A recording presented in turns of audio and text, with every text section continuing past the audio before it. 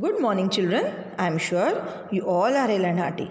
In our last class, we had started lesson number 4.3, The Red-Headed League, written by Sir Arthur Conan Doyle. And children, this story is about a pawnbroker named Mr. Wilson who comes to Sherlock Holmes and Watson and tells them about a strange business with a group of red-haired men. He tells them how his assistant encouraged him to apply for the job which he got. He started working for 7 weeks. In the 8th week, the office closes without any notice. Holmes finds something very fishy about the happening as narrated by Mr. Wilson. Now, what happens next, we will see in part 2. So, children, be ready with your textbook, page number 90, and as usual, have pencil in your hand. Let us start. Part 2, what happened next? Dr. Watson's account. Well, Watson, what do you think of it all? Asked Mr. Holmes after Wilson had left. I make nothing of it, I answered frankly. Holmes sat silently for some time and then invited me to go out with him. We went to the square where Mr. Wilson had his shop. Holmes observed the area carefully. There were many shops and offices in the square and a bank just behind Mr. Wilson's shop. Holmes spent some time outside the shop and thumped upon the pavement. Thumped means, children, hit or strike something very heavily upon the pavement. Now, pavement is footpath, a raised platform specially for pedestrians. So, he did it 2 or 3 times. Finally, he knocked on Mr. Wilson's door. A young man opened the door. Mr. Wilson asked the question and quickly closed the door. Sorry, I'll repeat the previous line. Mr. Holmes asked him the way to the Strand. Now, Strand is a very famous place in London. So he asked him the way to Strand. The assistant answered the question and quickly closed the door. I said, I'm sure that you inquired your way only in order to see him. The entire intention of Sherlock Holmes for asking the way to Strand was just to observe the assistant. Not him, Holmes said, but the knees of his trousers. So he wanted to see the knees of the trousers of the assistant Spaulding. And what did you see? What I expected to see. The matter of Wilson's is serious. A crime is being planned, but I hope that we can stop it. So Holmes got a rough idea that something is going on. Now I have to go to bank and make some arrangements, but I shall want your help tonight. Come to Baker Street at 10 and bring your revolver. So he asked him to come prepared. I arrived at Holmes' residence in time. There were 2 other men with him, Mr. Jones of Scotland Yard and Mr. Merryweather, a banker. Holmes announced, tonight we are going to hunt one of the smartest criminals in London. Now children, hunt means search.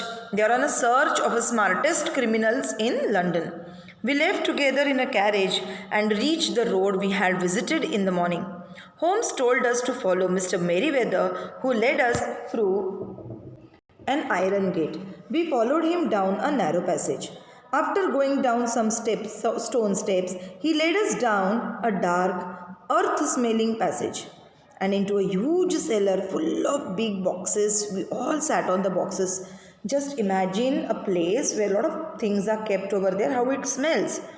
We are all in the cellar of the city branch of one of the main banks in London. Mr. Merryweather is the chairman of the bank and he will tell you why a criminal should take an interest in this cellar at present, said Holmes. Mr. Merryweather explained that the bank had borrowed a huge quantity of gold from the Bank of France and the boxes in the cellar are full of gold. Oh, Holmes expected the criminals to act that very night. That very night means that same night. We had to wait there in total darkness without making any noise To take the criminals by surprise. Now it is a phrase. To take the criminals by surprise, which means to catch them red-handed, to catch them. They have but one escape route from where they can leave, whispered Holmes. That is, back through Mr. Wilson's house. I hope that some men are waiting at Mr. Wilson's door. Mr. Jones, I have an inspector and two officers waiting at his doors. Then we have stopped all the holes. To stop all the holes is a phrase which means closed all the routes from where they could escape. So they have made arrangements that they will not be able to leave from any place. So stopped all the holes is a phrase which means closed all the routes. Now we must be silent and wait. We waited silently for more than an hour. It was pitch dark in the cellar. Then suddenly a point of bright light appeared in the floor of the cellar. Then a line and a gash seemed to open. Gash means a cut, a slam seemed to open. It's like slush or tear to open. And a hand appeared. A broad stone turned over its side and left a square hole. A boyish face emerged. The man looked about and came out of the hole. He had a companion with him, a man with very red hair.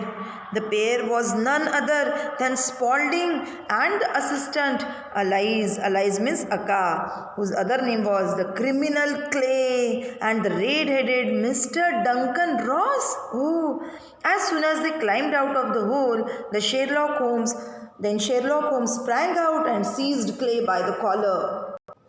The other dived down the hole and disappeared. Clay took out a revolver, but Holmes hit him on his wrist and the revolver fell on the floor. It's no use, John Clay, said Holmes. We have caught you. So I see. But my friend has escaped. Holmes replied. He cannot escape. There are 3 men waiting for him at the other end. Then Holmes handed over Mr. Clay to the policeman.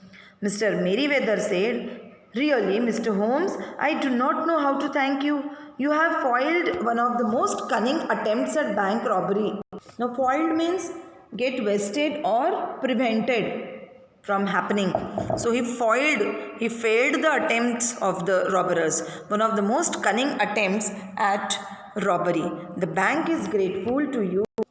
You see, Mr. Watson, Holmes said, after we reached his home, it was obvious from the first that the only possible object of the strange, object here means purpose or reason. So the possible object is possible reason of the strange advertisement, and the peculiar job was to get Mr. Wilson away from his shop for some hours every day. The red-headed league was a clever idea. In Mr. Wilson's absence, Clay and his red-headed companion wanted to dig an underground tunnel from Mr. Wilson's house to the bank. Now children, tunnel is an underground passageway. Got it? It's an underground passageway. Using the tunnel, they entered the cellar. See, what was the purpose? They would be able to enter the bank and steal the gold without breaking open the doors of the bank. Using this tunnel, they entered the cellar. They planned to steal the gold and go back to Mr. Wilson's house again through the tunnel and then get away. But how could you guess what their motive was? Now children, motive means purpose or intention. What was their intention or purpose? When I heard that the assistant worked for half the wages, I became suspicious. Using Mr. Wilson's description of his assistant, I made enquiries. I found that he was the criminal Clay. Why was he working in Mr. Wilson's office? And his habit of going into the cellar every now and then. I inferred, now inferred means concluded, he came up with a conclusion.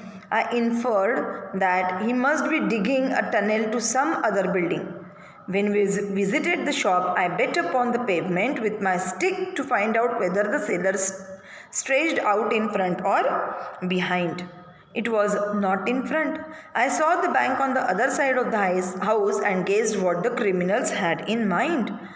When Clay answered the bell, the knees of the trousers were wrinkled and stained. It confirmed my suspicion. Suspicion means doubt. It confirmed my doubt that he was digging. You know the rest of the story.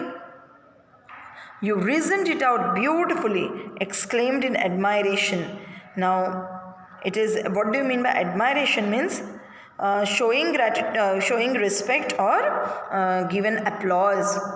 So, children, the story ends with Mr. Wilson's assistant, Mr. Spaulding, being a criminal and how he, along with his friend Mr. Ross, planned to rob gold from a bank when Sherlock Holmes foiled and put them behind the bars.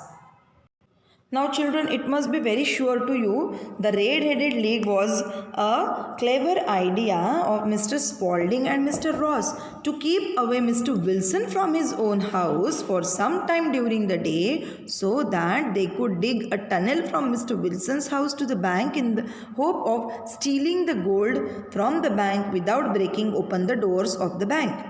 The Red-Headed League was no way connected to Mr. Wilson's hair. It was just a way to get Mr. Wilson out of the house for some time.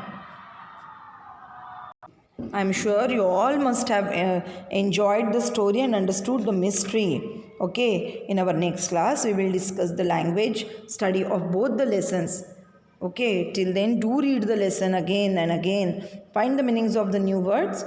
And don't forget to take care. Till then, goodbye.